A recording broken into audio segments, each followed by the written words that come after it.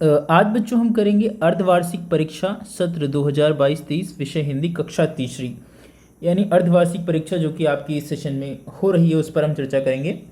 First of all हम देखेंगे कि प्रश्न पत्र आपका कैसे बना है, क्या क्या क्वेश्चंस आए हैं जो भी आपकी अर्धवार्षिक परीक्षाएं चल रही हैं। ठीक है, सबसे पहले दक्षता यानी कॉम्पिटेंसीज क्या है। पठन आपका 5 नंबर का है, लेखन 5 मार्क्स का है, व्याकरण 10 मार्क्स का है, रचनात्मक लेखन 10 मार्क्स का है, वर्तनी 5 मार्क्स की, सुलेख 5 मार्क्स का, कुल आपका 40 अंक का ये प्रश्न पत्र बनेगा। ठीक है, अर्धवार्षिक परीक्षा है ये, क्लास 3 हिंदी की। चलिए आगे चलते हैं। फर्स्ट ऑफ ऑल पठन। प्रश्न 1, निम्नलिखित अनुच्छेद को पढ़कर नीचे दिए गए प्रश्नों के उत्तर लिखिए। वफादार नेवला। एक गांव में एक किसान रहता था, उसका एक बेटा भी था। किसान और उसकी पत्नी बेटे से बहुत प्यार करते थे। एक दिन किसान अपने बेटे के लिए नेवले का बच्चा लाया। किसान ने कहा, हमारा बेटा इस नेवले के साथ खेलेगा। किसान का बच्चा और नेवला दोनों बड़े होने लगे। एक दिन किसान की पत्नी ने अपने बच्चे को दूध पिलाकर पालने में सुला दिया और वह थैला उठाकर बाजार जाने के लिए तैयार हो गई। बाजार जाते समय उसने किसान से कहा कि बच्चा पालने में सो रहा है, जरा ध्यान रखना, मुझे इस नेवले से बहुत डर लगता है। यह कहकर वो बाजार चली गई। अब प्रश्न क्या है। एक गांव में एक किसान रहता था। कौन रहता था? किसान रहता था। आप यहाँ लिखेंगे किसान। ठीक है, किसान और उसकी पत्नी बच्चे से बहुत प्यार करते थे। किससे प्यार करते थे? बच्चे से। एक किसान का एक दिन एक किसान एक नेवला लाया। क्या लाया? नेवला लाया। ठीक है, किसान की पत्नी ने अपने बच्चे को दूध पिलाया। क्या पिलाया? दूध। बच्चा कहाँ सो रहा था? बच्चा पालने में सो रहा था। आप यहाँ लिखेंगे पालने में सो रहा था। किसान के कितने बच्चे थे? एक बेटा था। किसान का एक बेटा था। किसान नेवला किसके लिए लाया था? बच्चे के लिए। किसके लिए लाया था? बच्चे के लिए। ठीक है, आगे चलते हैं। किसान की पत्नी कहाँ जा रही थी? बाजार जा रही थी। कहाँ जा रही थी? बाजार। ठीक है, नेवले से कौन डरता था? नेवले से किसान की पत्नी। किसान की पत्नी डरती थी। कौन डरता था? किसान की पत्नी। ये शब्द किसने कहे थे? प्रश्न संख्या 10, बच्चा पालने में सो रहा है, जरा ध्यान रखना, किसान की पत्नी ने। किसने कहे थे? किसान की पत्नी। ठीक है, ये जो है आपका पठन कि कुछ जो है एक आपको कहानी दी गई थी, उसमें फिल इन द ब्लैंक्स आपको दिए गए थे जो आपको भरने थे। आगे चलते हैं लेखन की तरफ। कहानी में ये सब किस कारण परेशान हैं?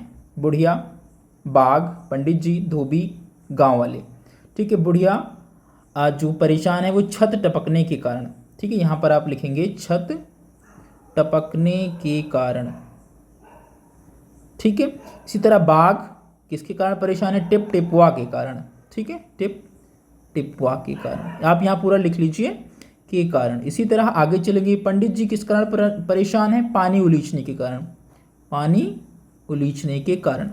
इसी तरह धोबी गधे के कारण। गांव वाले बारिश के कारण। ठीक है, के कारण। इस तरह आप इन प्रश्नों का उत्तर लिखेंगे। आगे चलते हैं। प्रश्न 2, निम्नलिखित काव्य पंक्तियों को पूरा करो। फिर क्यों हमसे भैया कहते? फिर क्यों हमसे भैया कहते? यहाँ न आओ भागो जाओ। यहाँ न आओ भागो जाओ। अम्मा कहती हैं घर भर में, घर भर में। खेल खिलौने मत फैलाओ। ठीक है, खेल खिलौने मत फैलाओ, मत फैलाओ। ठीक है, ये आपका काव्य पंक्तियां जो है पूरी करनी थी। आगे चलते हैं। दोनों बिल्लियों के झगड़े का हल कैसे निकला? बंदर ने दोनों बिल्लियों के झगड़े का हल कैसे निकाला? उसने जो है धर्म कांटे से तौलते हुए धीरे धीरे सारी रोटियां खा ली और इस तरह, क्योंकि उनके झगड़े की जड़ जो है रोटियां थी, जब जो रोटियां खत्म हो गई तो उनके झगड़े का हल निकल गया। ठीक है, आगे चलते हैं। व्याकरण क्या करना है? कांटा और कांटा से वाक्य बनाइए। कांटा जैसे मुझे कांटा चुभ गया, मुझे कांटा चुभ गया। ठीक है, और कांटा उसको सांप ने काटा, उसको सांप ने काटा। इस तरह आप जो है इन दो शब्दों का प्रयोग करते हुए आपको वाक्य बनाने थे। ठीक है, आगे चलेंगे। नीचे दिए गए शब्दों के आगे पीछे करके पुनः लिखिए। मैं ले जाने तुझे ना दूंगी, मैं तुझे ना ले जाने दूंगी, ना ले जाने दूंगी। Is it clear to you? ठीक है, चलिए आगे चलते हैं। विलोम शब्द लिखिए। खुशबू, खुशबू का विलोम क्या हो जाएगा? इसमें आप लिख सकते हैं गंध, ठीक है, या दुर्गंध। खुशबू का हो सकता है दुर्गंध। ताकतवर, कमजोर। ये आपको विलोम शब्द यानी उल्टे शब्द लिखने थे। दिए गए मुहावरों का अर्थ लिखकर वाक्य प्रयोग करिए। भीगी बिल्ली बन जाना, बहुत डर जाना, बहुत डर जाना। बाघ को देखकर वह भीगी बिल्ली बन गया, ठीक है। कोई भी दो नुक्ता वाले शब्द लिखिए। पहला आप लिख सकते हैं बाजार, जा के नीचे नुक्ता लगता है। दूसरा आप लिख सकते हैं फर्श, फा के नीचे जो है नुक्ता लगता है। ठीक है, ये दो शब्द हो जाएंगे जिसमें नुक्ता का प्रयोग हम करते हैं। प्रश्न संख्या 6, क्रिया शब्द को गोला लगाओ। राम विद्यालय जाता है, जाता यहाँ पर क्या हो जाएगा? क्रिया, ठीक है। और मोर नाचता है, नाचना यहाँ पर क्रिया हो जाएगा। इन दो शब्दों से काम होने का हमें पता चल रहा है, तो ये क्या कहलाते हैं? क्रिया। जिनसे हमें किसी काम को होने या करने का पता चलता है वो शब्द क्रिया कहलाते हैं। विशेषण पहचानिए और गोला लगाइए। मेरा विद्यालय बहुत सुंदर है। अब यहाँ पर किसकी विशेषता बताई जा रही है? विद्यालय की, ठीक है। क्या है? सुंदर है, तो ये विशेषण है। सुंदर क्या है? विशेषण है, ठीक है। आगे चलते हैं। प्रश्न संख्या 8 पर आ जाते हैं। दिए गए शब्दों के पर्यायवाची लिखो। जल, जल को हम क्या कहते हैं? जल को नीर भी कहा जाता है, ठीक है, या पानी भी कहते हैं। आकाश, अंबर, गगन, ठीक है। इस तरह आपको पर्यायवाची शब्द यहाँ पर लिखने थे। आगे चलते हैं। सृजनात्मक लेख यानी क्रिएटिव राइटिंग।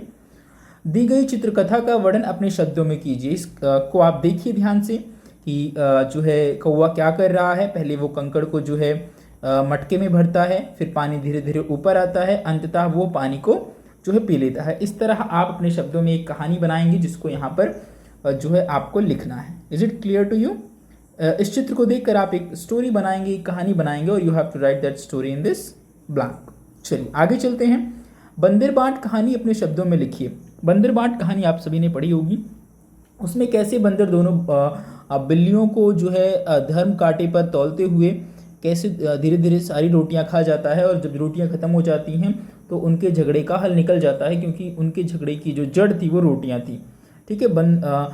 और इस तरह बंदरबाट कहानी में आपने ये भी देखा है कि कैसे बिल्लियां जो है खड़ी देखती रह जाती हैं और जो बंदर है वो सारी रोटियां खा जाता है। तो इस कहानी को आपको अपने शब्दों में लिखना है। आप एक बार चैप्टर अगर आपने पढ़ा होगा तो आप अपने शब्दों में इसको लिख सकते हैं। चलिए वर्तनी यानी स्पेलिंग्स पर आ जाते हैं। शुद्ध वर्तनी ढूंढकर उस पर गोला लगाइए। तो शुद्ध वर्तनी में ये वाला बिल्कुल करेक्ट है, कहानियाँ। दूसरे का आ जाइए, श्रीमान। अब आप यहाँ पर सब देखेंगे तो आप देख पाएंगे कि ये वाला जो है करेक्ट है। इसी तरह चांदनी में तीसरा ये करेक्ट है। प्रवेश, प्रवेश ये वाला बिल्कुल करेक्ट है। चिड़िया ये वाला बिल्कुल करेक्ट है, ठीक है। इस तरह सही स्पेलिंग पर आपको गोला लगाना था, सही शुद्ध वर्तनी जो है उस पर गोला लगाना था। आगे चल रहे हैं। सुलेख। दिए गए अनुच्छेद को सुंदर अक्षरों में लिखिए। यहाँ पर आपको जो ये राइटिंग दी गई है, हैंड राइटिंग, आपको एज इट इज़ यहाँ पर जो है लिख देना है सुंदर सुंदर अक्षरों में, ठीक है। ये आपका हैंड राइटिंग का पोर्शन होता है, ठीक है। तो ये बच्चों आपका अर्धवार्षिक परीक्षा जो है क्लास 3 हिंदी का पेपर था। That's enough for this one. Thank you.